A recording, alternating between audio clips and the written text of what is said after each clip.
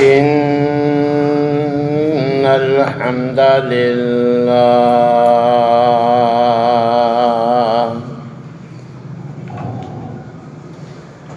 نحمده ونستعينه ونستغفره ونعوذ بالله من شرور أنفسنا ومن سيئات أعمالنا من يهده الله فلا مضل له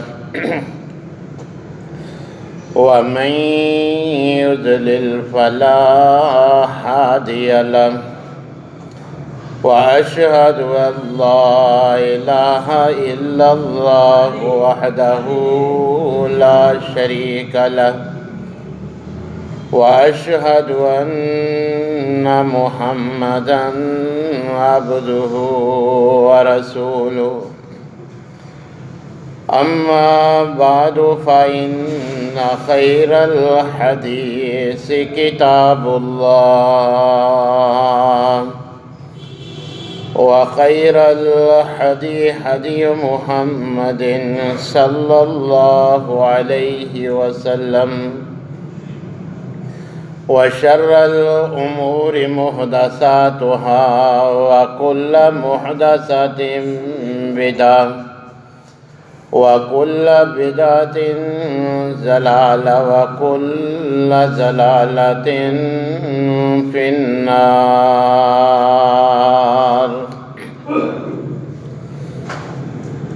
يا أيها الذين آمنوا اتقوا الله حق تقاته ولا تموتن إلا وأنتم مسلمون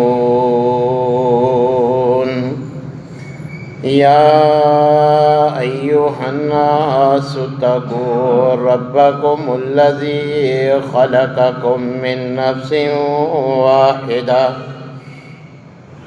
وخلق منها زوجها وبث منهما رجالا كثيرا ونساء واتقوا الله الذي تساءلون به والأرحام إن الله كان عليكم رقيبا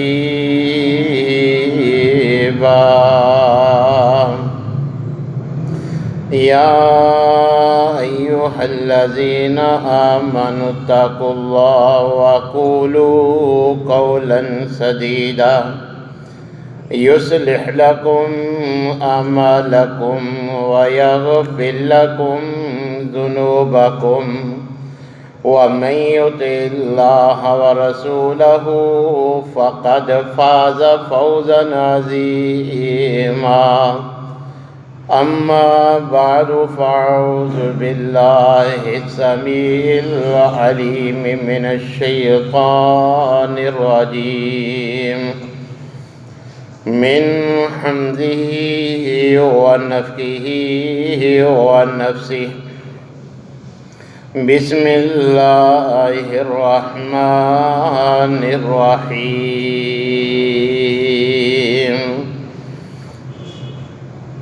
إن الله وملائكته يصلون على النبي يا أيها الذين آمنوا صلوا عليه وسلموا تسليما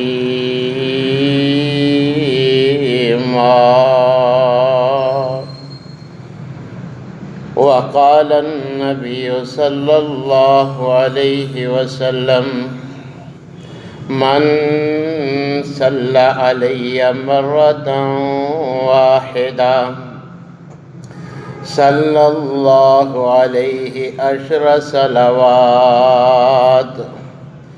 وحدت علیہ عنہ عشر خطیات ورفعت له عشر درجات وقال النبي صلى الله عليه وسلم أولى الناس بي يوم القيامة أكثرهم علي صلاة۔ تمام قسم کی تعریفات مالک العلام ذوالجلال والاکرام وحدہ لا شریک، مالک کائنات اور خالق ارض و سما کے لیے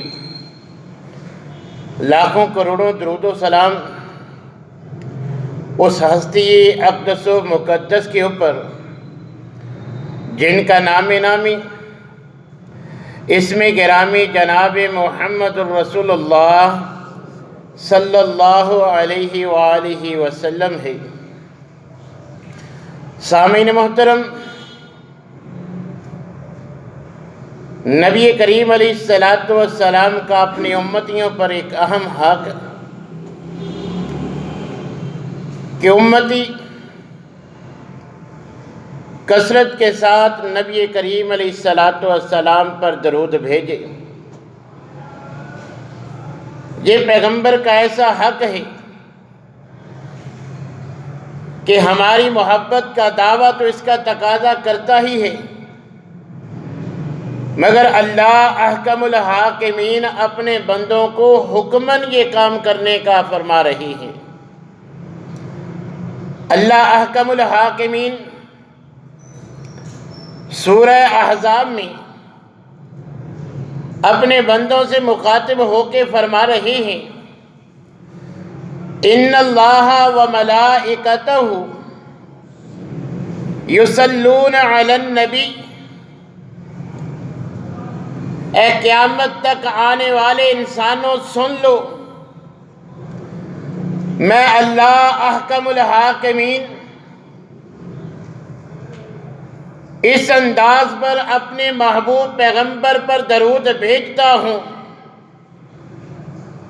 کہ کہیں ان پہ رحمتوں کا نزول فرماتا ہوں،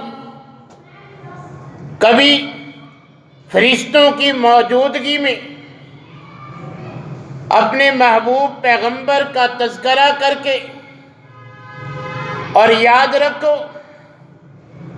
میرے بعد میرے مقرب فرشتے بھی نبی کریم علیہ السلام سے میری رحمتوں کی دعائیں کرتے رہتے ہیں۔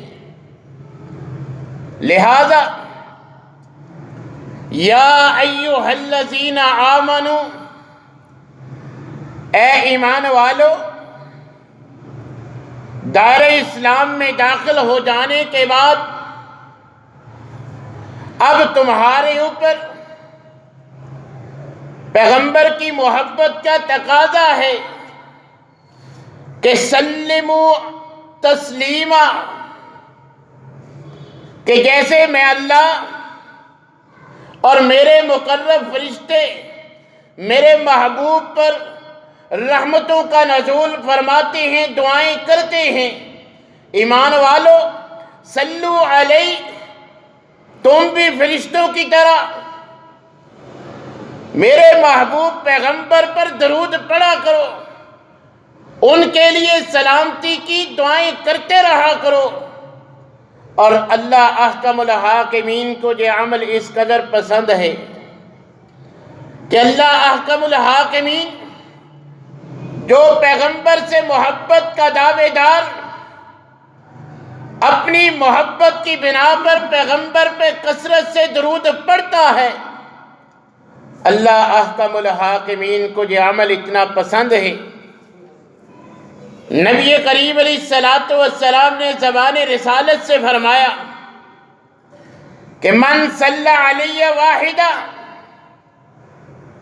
کہ جو تم میں سے مجھ پر صرف ایک مرتبہ درود پڑھتا ہے، صلی اللہ علیہ عشر صلوات،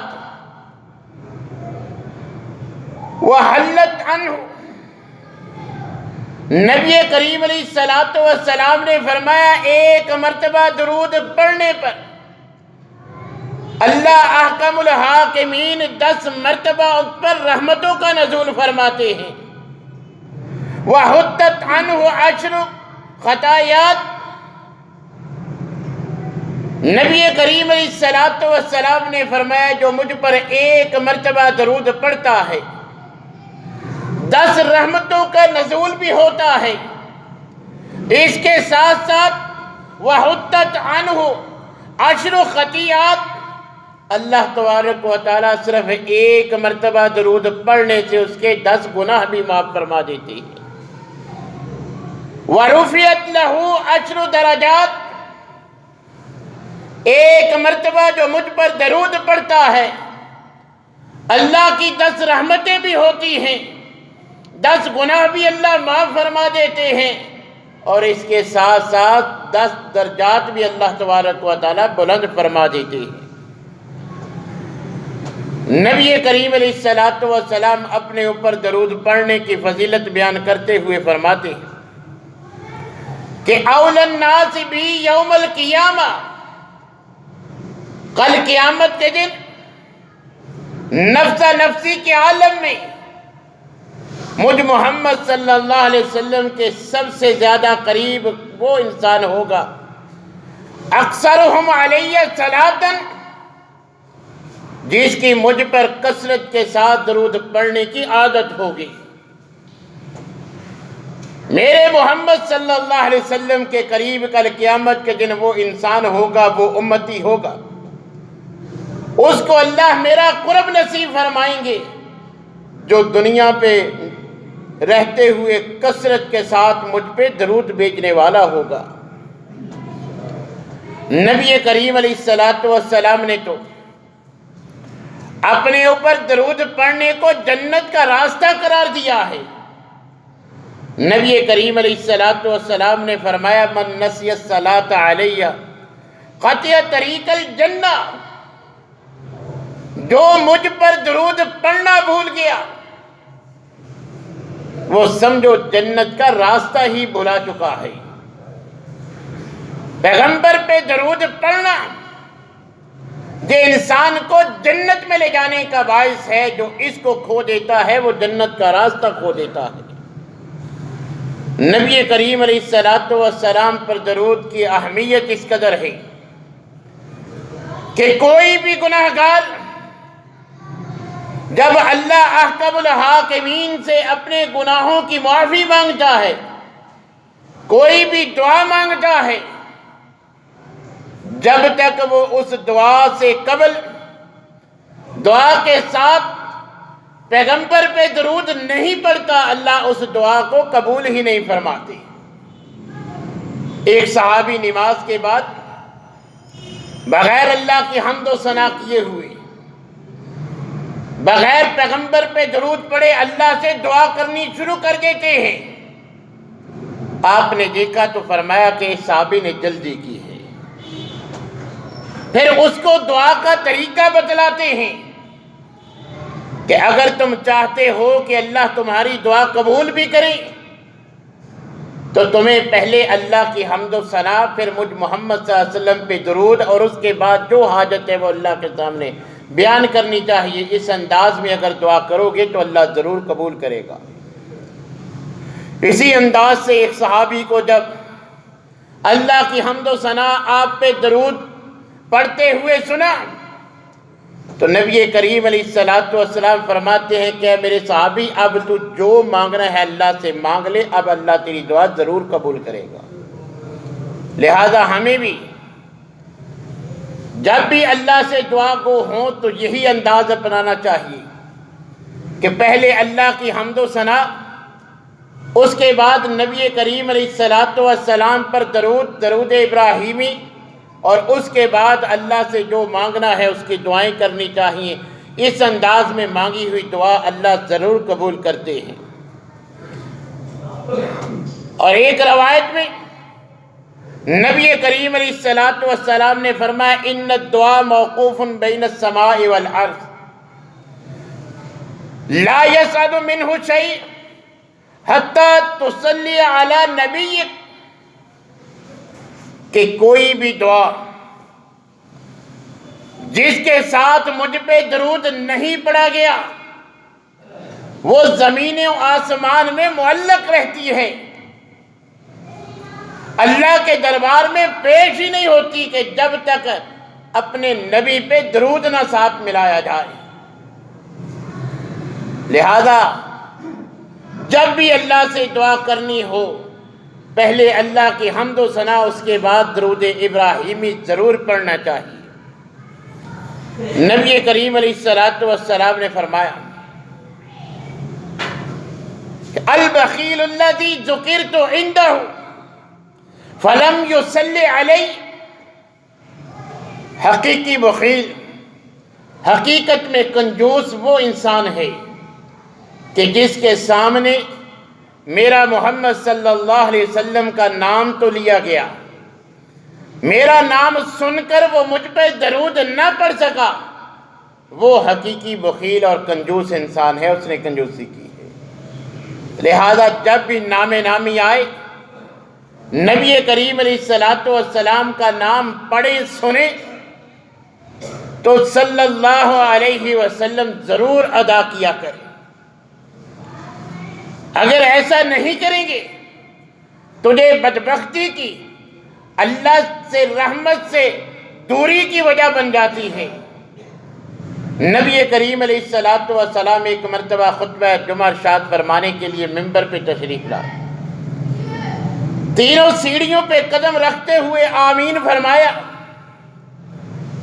خلاف معمول کے عمل دیکھ کر صحابہ نے اس کی وجہ پوچھی، استفسار پوچھی، تو نبی کریم علیہ السلام نے وجہ بیان فرمائی کہ میں نے پہلی سیڑھی پہ قدم رکھا، جبرائیل علیہ السلام آئے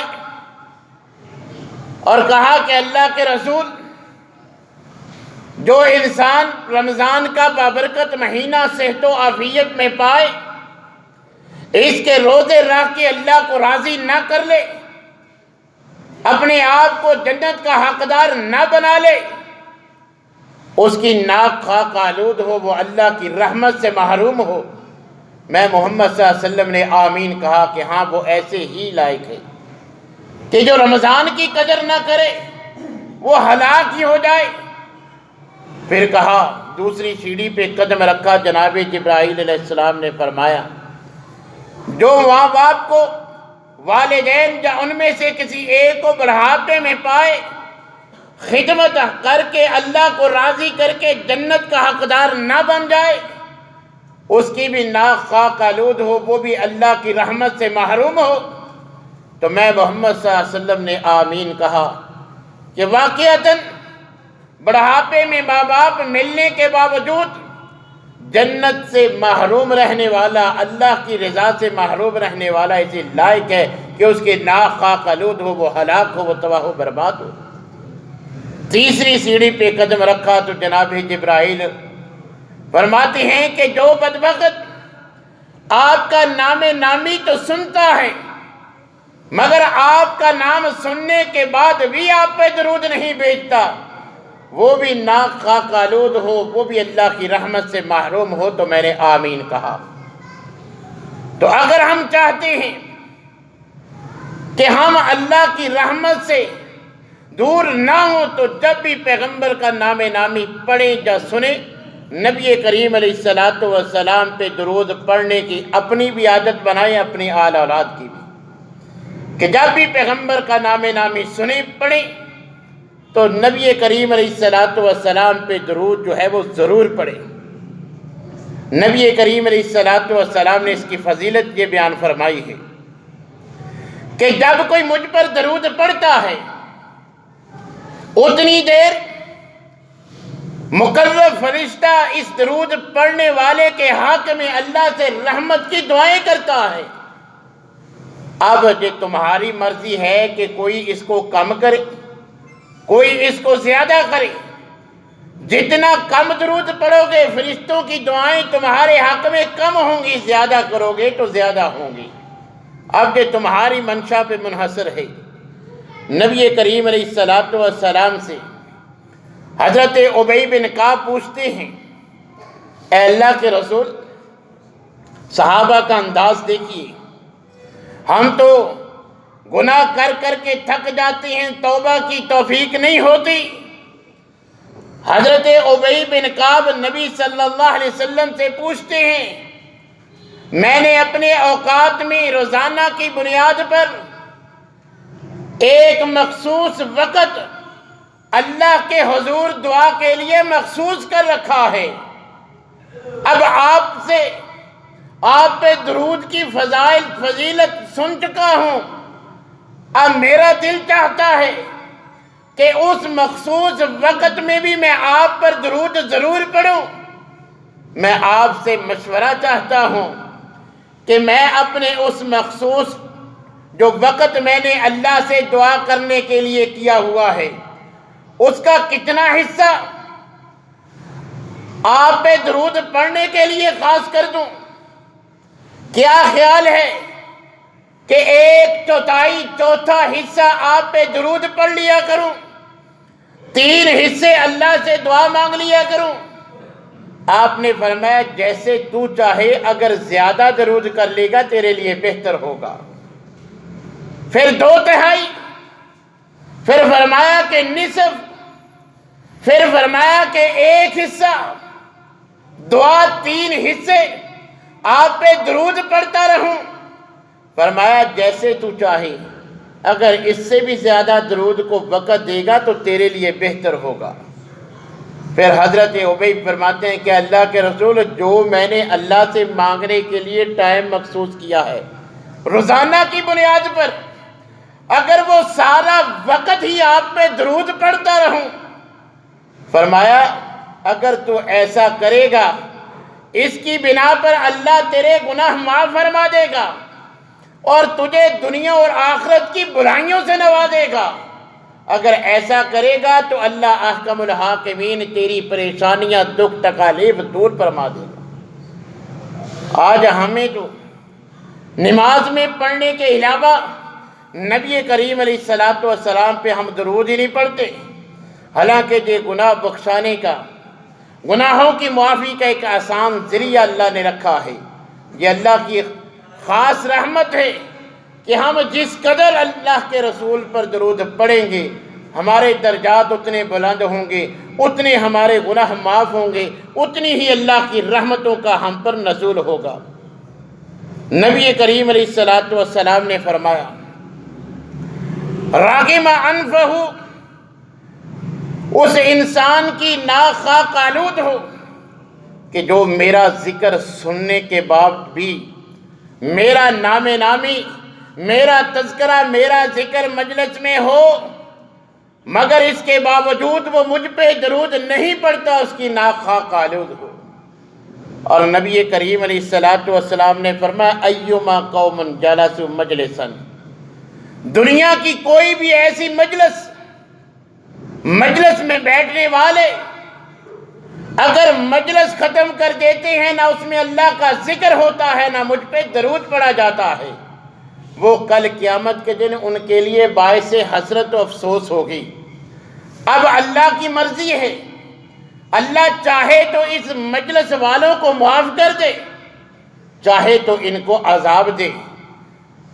جس مجلس میں بیٹھنے والے اللہ کا ذکر نہ کریں، مجھ پہ درود نہ پڑے، یہ اللہ کی منشا ہے، معاف کرے یا ان کو عذاب دے۔ اور ان کے لیے یہ مجلس باعث حسرت و افسوس رہے گی کہ کاش اس مجلس میں بھی ہم اللہ کا ذکر کر لیتے، پیغمبر پہ درود پڑھ لیتے، تو آج اللہ احکم الحاکمین ہمیں درجات بھی ہمارے بلند فرما دیتے، اللہ کی رحمتیں بھی ہوتی۔ نبی کریم علیہ الصلوۃ والسلام نے فرمایا کہ جو انسان مجھ پر 1 مرتبہ درود پڑھتا ہے، اللہ احکم الحاکمین اس پر 10 مرتبہ رحمتوں کا نزول فرماتے ہیں۔ اور بعض مواقع جن کو خاص کر کے نبی کریم علیہ الصلوۃ والسلام نے درود پڑھنے کا حکم دیا، نبی کریم علیہ الصلوۃ والسلام نے فرمایا، اذا سمعتم النداء فقولوا مثل ما یقول، جب تم مؤذن کی آواز سنو، جو مؤذن کہے تم بھی وہی کہو۔ حدیث میں وضاحت آپ نے فرما دی، حی علی الصلاح حی علی الفلاح کی جگہ لا حول ولا قوت جواب میں کہا جائے گا، اور فرمایا ثم صلوا علی، اذان کا جواب دینے کے بعد مجھ محمد صلی اللہ علیہ وسلم پر درود پڑھو۔ لہذا جب مؤذن کی اذان کی آواز سنیں تو ہمیں اذان کا جواب دینا چاہیے۔ اس کے بعد نبی کریم علیہ الصلوۃ والسلام کے لیے وسیلے کی مسنون دعا بھی پڑھنی چاہیے، اور مسنون درود ابراہیمی بھی پڑھنا چاہیے۔ اس کا نبی کریم علیہ الصلوۃ والسلام نے حکم دیا ہے، ثم صلوا علیہ، کہ پھر اذان کے جواب کے بعد مجھ محمد صلی اللہ علیہ وسلم پر جو ہے وہ درود پڑھا جائے۔ تو لہذا ہمیں اذان کا جواب بھی ضرور دینا چاہیے، اور نبی کریم علیہ الصلوۃ والسلام پہ درود بھی پڑھنا چاہیے۔ اب پیغمبر پہ درود کن الفاظ میں پڑھا جائے؟ بہت سارے مروجہ الفاظ آپ کو جو ہے وہ مساجد سے اذان سے پہلے بھی سننے کو ملتے ہیں، عام بھی آپ کو گاڑیوں میں بسوں میں بہت سارے فضائل بعض الفاظ کے جو ہے وہ بتلائے جاتے ہیں۔ تو اب ایک امتی کس انداز میں، کن الفاظ میں نبی کریم علیہ الصلوۃ والسلام پہ درود بھیجے؟ تو میرے بھائیو یہ بات یاد رکھیں، نبی کریم علیہ الصلوۃ والسلام سے محبت یہ فرض ہے۔ نبی کریم علیہ الصلوۃ والسلام سے ہر امتی کے لیے ساری کائنات سے زیادہ اللہ رسول سے محبت رہنا یہ فرض ہے۔ جیسے نماز فرض ہے، روزہ زکوٰۃ حج فرض ہے، اسی طرح نبی کریم علیہ الصلوۃ والسلام سے محبت فرض ہے۔ تو باقی فرائض ان کے لیے تو ہم یہی اصول مانتے ہیں۔ نماز مشروع طریقے کے مطابق پڑھی جائے گی، کتاب و سنت کی قیود کو مد نظر رکھا جائے گا تو قبول ہوگی۔ یہ نہیں کہ جب چاہا جیسے چاہا نماز پڑھ لی نماز ہو جائے گی، نہیں۔ حج جب چاہا، جب عمرہ پہ گئے نیت کی حج کر لیا، نہیں۔ عمرہ جیسے چاہا کر لیا، نہیں۔ زکوٰۃ جتنی چاہی جس کو چاہی دے دی ادا ہو گئی، نہیں۔ جس طرح ان فرائض کے لیے طریقہ مشروع ضروری ہے، اسی طرح پیغمبر سے محبت بھی فرض ہے، اور اس کا طریقہ اور انداز بھی مشروع ہونا ضروری ہے۔ نبی کریم علیہ الصلوۃ والسلام سے ایک محبت کا انداز آپ دیکھتے ہیں، ربیع الاول میں اپنے مخصوص انداز میں پیغمبر سے محبت کا جو ہے وہ جو آپ گلی محلوں میں انداز دیکھتے ہیں، یہ جس انداز کو آپ دیکھتے ہیں اس کا کتاب و سنت سے دور کا بھی کوئی تعلق نہیں۔ اور عامی لوگ پریشان، وہ بھی ان طریقوں کے، وہ بھی ان سارے کاموں کی احادیث بیان کرتے ہیں، ان کے پاس بھی دلائل موجود ہیں، ادھر بھی دلائل ادھر بھی دلائل، ہم کدھر جائیں؟ تو میرے بھائیوں آسان سی یہ بات اپنے دل و دماغ میں محفوظ کر لیں، دین وہی ہے جو اللہ نے نبی کریم علیہ الصلوۃ والسلام پہ مکمل کر دیا۔ محبت ہر مومن کے لیے فرض ہے۔ صحابہ کتاب و سنت کے مطابق پوری امت سے زیادہ پیغمبر سے محبت کرتے تھے۔ نبی کریم علیہ الصلوۃ والسلام کے صحابہ نے کتاب و سنت پہ عمل کیا کہ نہیں؟ اگر یہ مروجہ طریقہ قرآن کی کسی آیت کسی حدیث سے ثابت ہوتا تو صحابہ یہ انداز ضرور اپناتے۔ صحابہ کا یہ انداز نہ اپنانا، نام سن کر انگوٹھے نہ چومنا، اذان سے قبل کے مروجہ الفاظ نہ کہنا، اس بات کی بین دلیل ہے نہ قرآن میں اللہ کی کسی آیت میں، نہ قرآن کی کسی آیت سے یہ ثابت، نہ پیغمبر کے کسی فرمان سے ثابت، ورنہ سب سے پہلے صحابہ کرام یہ انداز اپناتے۔ تو جب صحابہ نے کسی آیت اور حدیث سے یہ نہیں سمجھا تو ثابت ہوتا ہے یہ سارے بعد کے معاملات، یہ سارا ربیع الاول کا جو جشن کا انداز ہے، اگر یہ قرآن و حدیث سے ثابت ہوتا پہلے یہ انداز صحابہ کرام اپناتے۔ صحابہ کا یہ انداز نہیں تھا تو پتہ چلتا ہے ان کا معنی و مفہوم وہ نہیں جو آج مراد لیا جا رہا ہے۔ غلط معنی پہنا کر یہ کتاب و سنت سے دلائل جمع کیے جا رہی ہیں، حالانکہ کتاب و سنت کی نصوص سے کہ مسئلہ اس انداز میں ثابت نہیں ہوتا۔ یہ خود آپ صحیح حدیث سن چکے ہیں، نبی کریم علیہ السلام اذان کے بارے میں کیا فرماتے ہیں؟ اذا سمعتم النداء فقولوا مثل ما يقول ثم صلوا علیہ۔ پہلے اذان کا جواب ہے، پھر مجھ پہ درود ہے۔ اذان سے قبل درود نہیں، پہلے درود پڑھ کے پھر جواب دینا نہیں۔ نبی کریم علیہ السلام نے فرمایا مؤذن بھی اذان دے گا، وہی حضرت بلال والی، جس سے پہلے نہ پیغمبر کے زمانے میں کوئی درود کے الفاظ تھے، نہ پیغمبر کے بعد صحابہ نے ایسا کیا۔ کتاب و سنت کی روح سے وہ صرف اذان کے الفاظ جو صحیح حدیث میں ثابت ہے وہی کہے جائیں گے۔ اس کے جواب دینے کے بعد، اذان کہنے کے بعد مؤذن بھی بعد میں درود پڑھے گا، اور جواب دینے والا، سننے والا بھی پہلے اذان کا جواب دے گا، بعد میں درود پڑھے گا۔ اور پیغمبر نے اپنا نام سن کے اپنے اوپر درود پڑھنے کا کہا ہے، نہ پڑھنے والے کو بخیل قرار دیا ہے۔ نام سن کے بھی جو نہ پڑھے اس کے لیے خاک آلود کا ذکر کیا ہے۔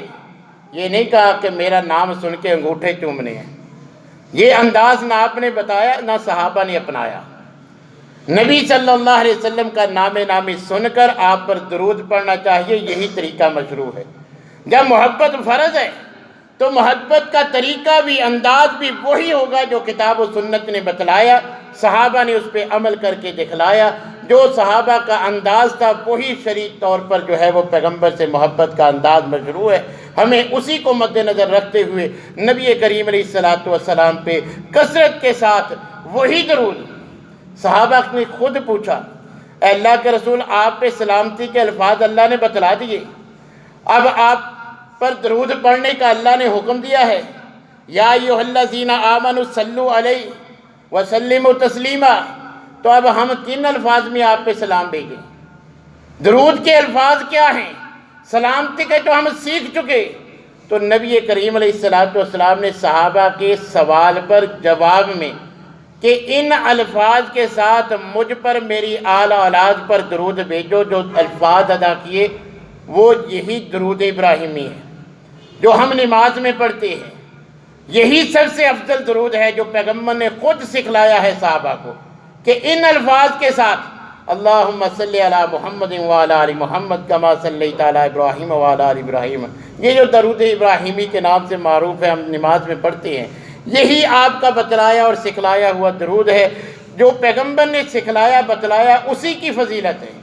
آپ کو جو چھوٹے چھوٹے الفاظ جن پہ 80 سال کی عبادت 2 مرتبہ پڑھنے سے اتنے سال کے گناہ معاف، جو میڈ ان پاکستان ہیں، یہ الفاظ پیغمبر کی زبان سے نکلے ہوئے، اپنے امتیوں کو بتلائے ہوئے کہ ان الفاظ کے ساتھ مجھ پہ درود بھیجو۔ میرے بھائیوں، یہ پیغمبر سے محبت کا، آپ کی اطاعت کا تقاضا یہی ہے کہ جو آپ نے الفاظ بتلائے سکھلائے ہیں انہی کو مد نظر رکھتے ہوئے انہی الفاظ پہ اکتفا کرنا چاہیے۔ درود ابراہیمی ہی کثرت کے ساتھ نماز کے علاوہ بھی نبی کریم علیہ السلام پہ پڑھتے رہنا چاہیے۔ یہ درود کی فضائل میں جتنی بھی احادیث ہیں ان سے مراد یہی مسنون درود ہے جو پیغمبر کا بتلایا سکھلایا ہوا طریقہ ہے۔ اللہ تبارک و تعالیٰ سے دعا ہے کہ اللہ تعالیٰ ہر کام کتاب و سنت کے مطابق کرنے کی توفیق عنایت فرمائے۔ وآخر دعوانا